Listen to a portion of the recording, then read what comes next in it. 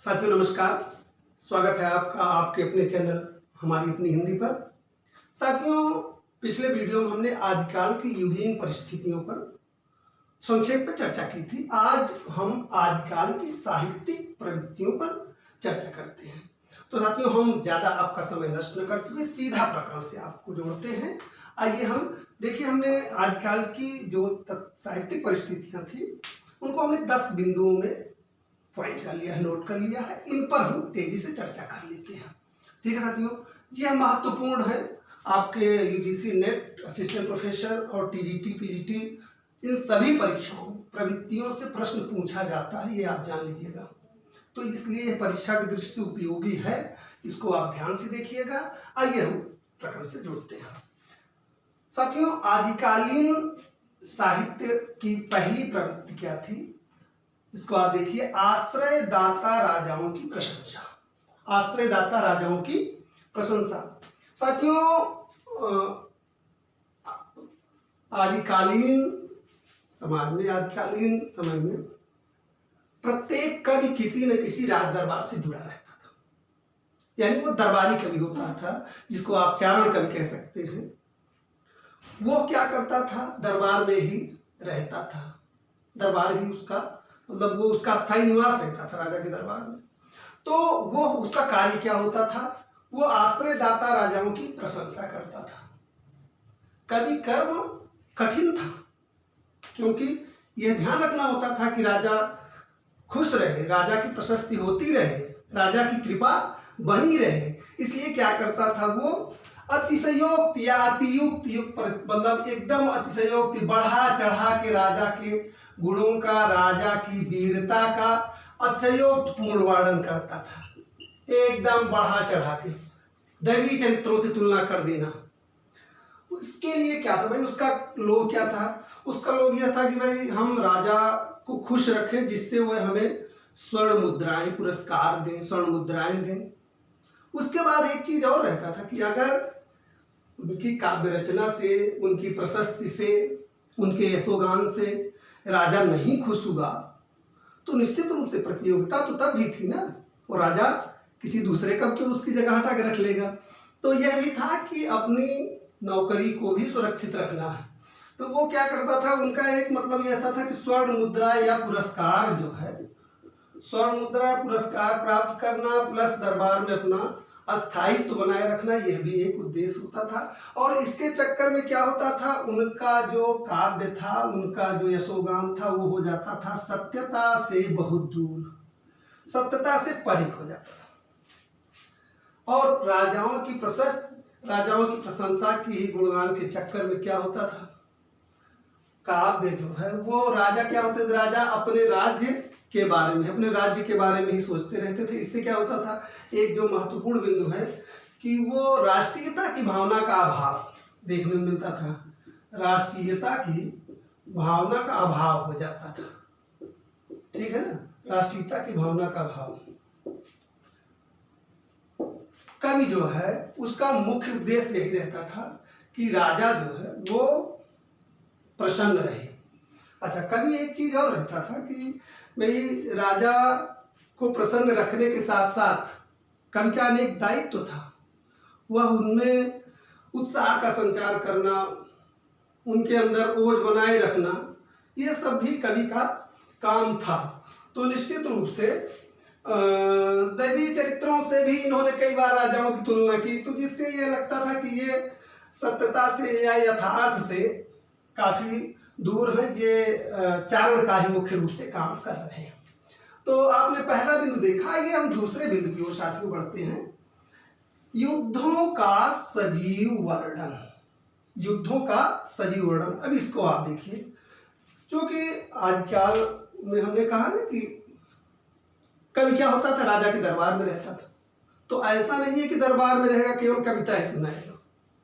प्रायः युद्धों में उसको राजा के साथ जाना पड़ता था, राजा के साथ जाना पड़ता था। वहां क्या होता था, वो राजा में उत्साह भरने के लिए एकदम वीर रसपूर्ण कविताएं, योजपूर्ण कविताएं, यानी अपनी रचनाओं से युद्धमय माहौल एकदम बना देना। आप रासो काव्यों को आप उठाकर देखेंगे तो उनके जो वीर रस वाले रासो काव्य हैं उनमें क्या है, कवि क्या करता है, अपनी रचना के द्वारा, अपनी भाषा के द्वारा, अपनी ओजपूर्ण शैली के द्वारा राजा में उत्साह का संचार करता था।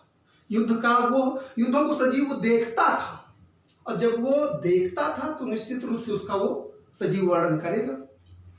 और एक चीज और थी कि कई बार ऐसा होता था कि आवश्यकता पड़ने पर वो तलवार भी उठाता था, युद्ध भी लड़ता था। किसी विद्वान ने कहा है कि आदिकाल का कवि कलम और तलवार दोनों का धनी था। आदिकाल का कवि कलम और तलवार दोनों का धनी था। अब एक उदाहरण है, जैसे पृथ्वीराज रासो है। पृथ्वीराज रासो के बारे में एक माना जाता है कि जो उसके रचयिता चंद्रबरदाई थे वो पृथ्वीराज चौहान के मित्र भी थे और उनके दरबारी कवि थे।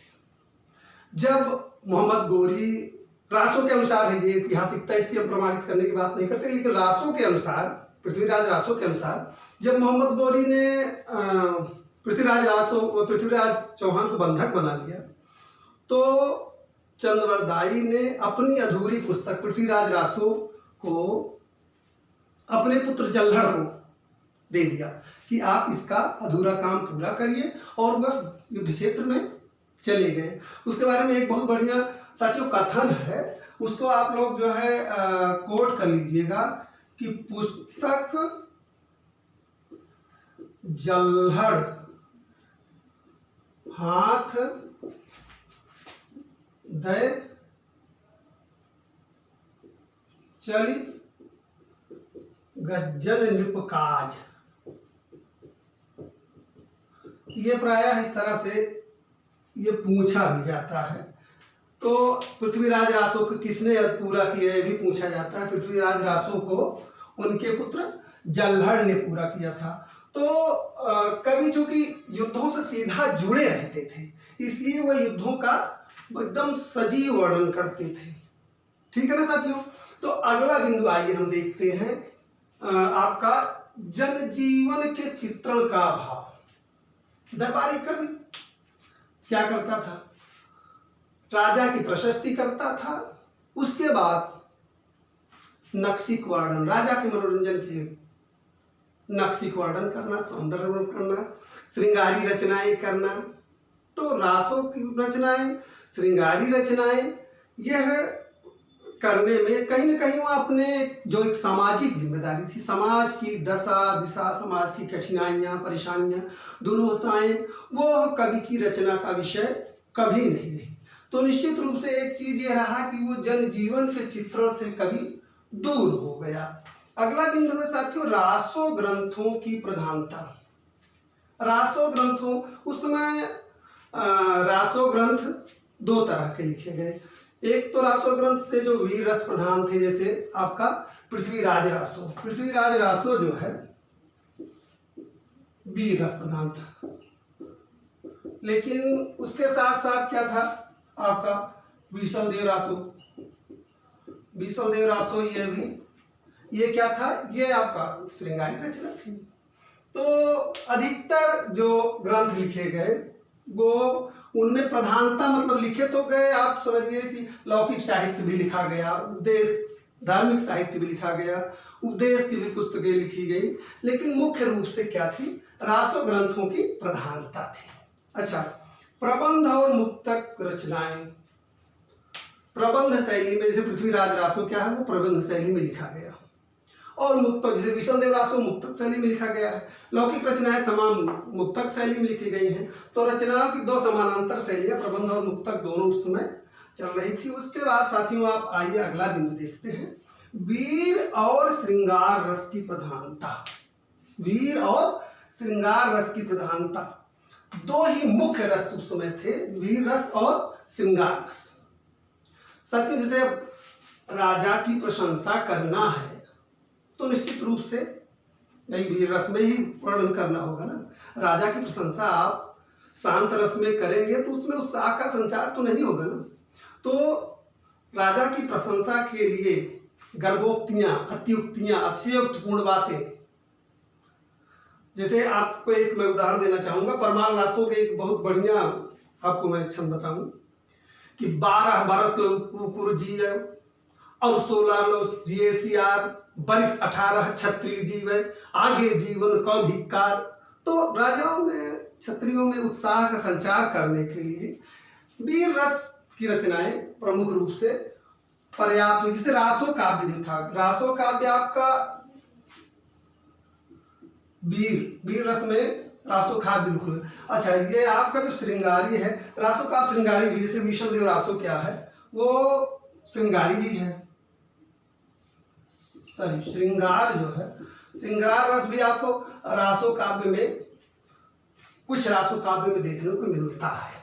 ठीक है। उसके बाद एक साथ में एक जो और रस था, वो शांत रस, जो धार्मिक साहित्य था, उसमें आपको आजकल के धार्मिक साहित्य में शांत रस देखने को मिलेगा। अच्छा, श्रृंगार रस, नक्सिक वर्णन में भी श्रृंगार रस जो है वो देखने को मिलता है। जैसे किसी दूसरे देश की राजकुमारी के सौंदर्य का वर्णन करना हो, तो कवि क्या करता था कि नखसिक वर्णन में मतलब इतना सिद्धहस्त था कि वह एक ऐसा चित्र उपस्थित कर देता था कि राजा तुरंत उस कन्या को प्राप्त करने के लिए, उस राजकुमारी को प्राप्त करने के लिए युद्ध के लिए उद्यत हो जाता था कि नहीं भाई, तुरंत मतलब यह है कि नहीं, उस कन्या को प्राप्त करना है, युद्ध की तैयारी करो। वो जैसे मतलब कवि ने वर्णन किया नखश्रृंगार, उसके सौंदर्य का, उसके रूप का, उसके यशोगान किया, तुरंत वो युद्ध की तैयारी की, नहीं उसको प्राप्त करना। तो श्रृंगारी रचना भी ये तो आप देखिए संयोग श्रृंगार के जो दोनों रूप है, संयोग श्रृंगार और वियोग श्रृंगार दोनों। जैसे आप देखिए वियोग श्रृंगार का एक बहुत बड़ा उदाहरण है आपका विशल देव रासो। विशल देव रासो की नायिका राजमती जो है, उसमें विरह का बहुत विस्तार से वर्णन है। और विरह वर्णन में आप को एक चीज बताएं, 12 मासा, जायसी का 12 मासा बहुत प्रसिद्ध है, लेकिन 12 मासा का सबसे पहला वर्णन साथियों विशल देव रासो में ही मिलता है। तो रस की बात आप करेंगे तो वीर जैसे चारण काव्यों में, प्रशस्ति काव्यों में वीर रस की प्रधानता थी।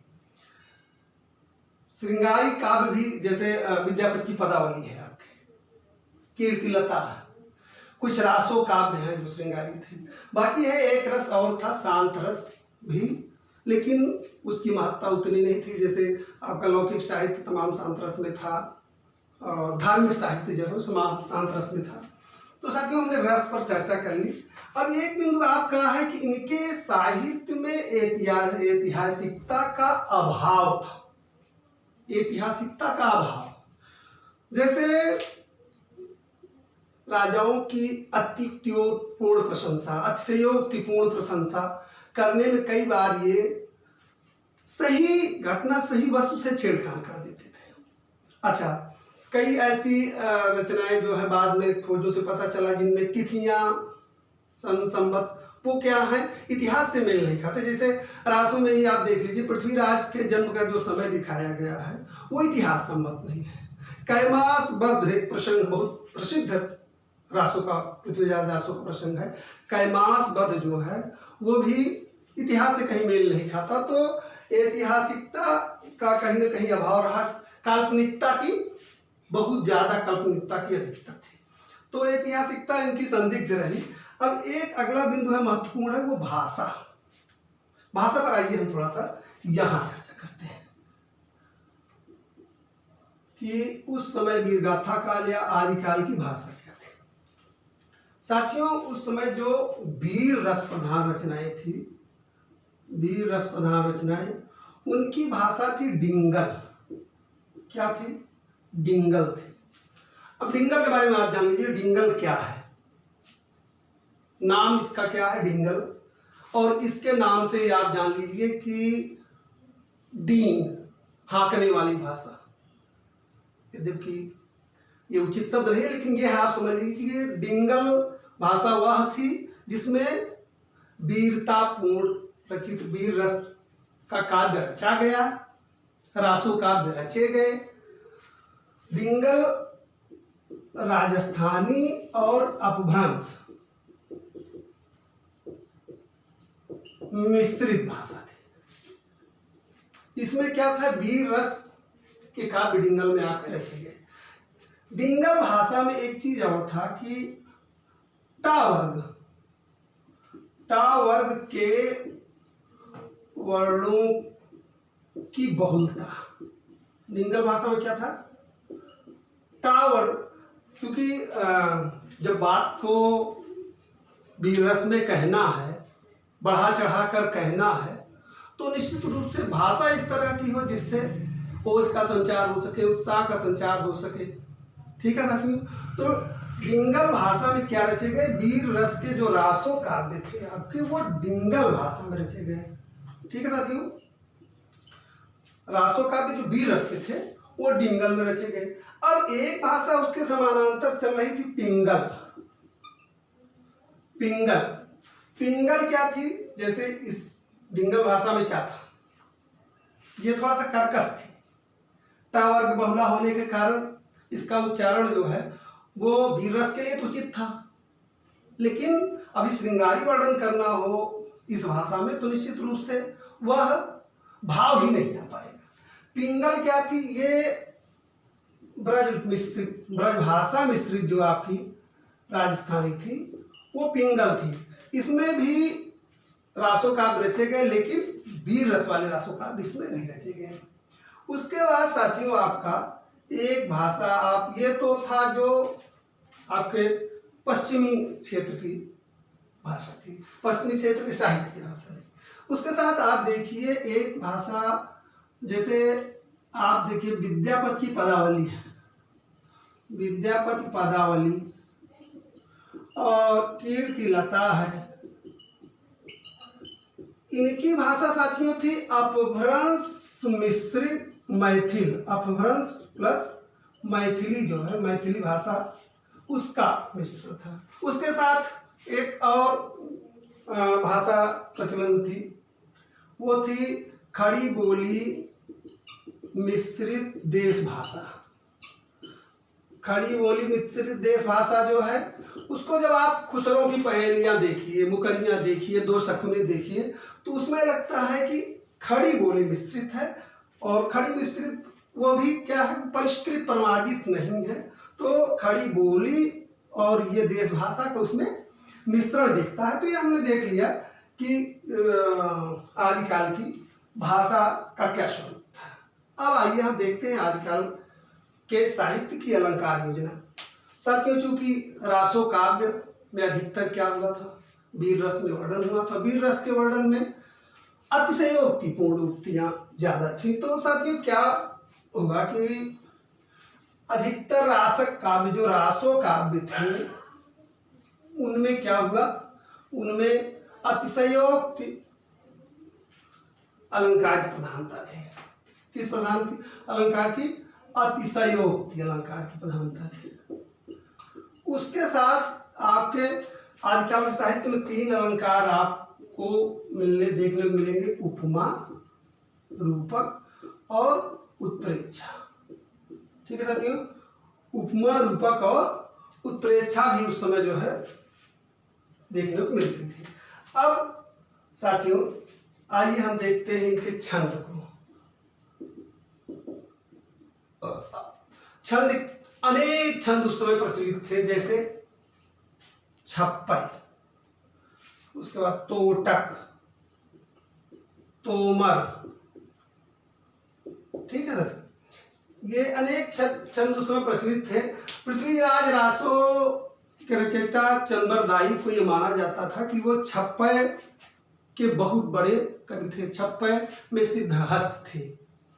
तो आज हमने आदिकाल की साहित्यिक प्रवृत्तियों के साथियों बहुत तेजी से इन 10 बिंदुओं में चर्चा हमने कर ली है। और आज फिलहाल हम अपनी कक्षा को यही विराम देते हैं।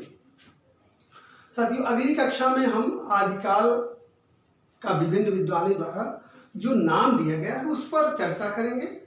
और फिलहाल तब तक आप लोग अपने अध्ययन को जारी रखिए, ईमानदारी से तैयारी करिए, क्योंकि परीक्षाओं की तिथियां आने वाली हैं। और ऐसे में अब आप पूरे मनोयोग से लग जाइए और निश्चित रूप से सफलता मिलेगी, इसमें कोई दो राय नहीं है। आप जुड़े रहिए हमसे, अभ्यास करते रहिए। फिलहाल तब तक के लिए धन्यवाद, नमस्कार।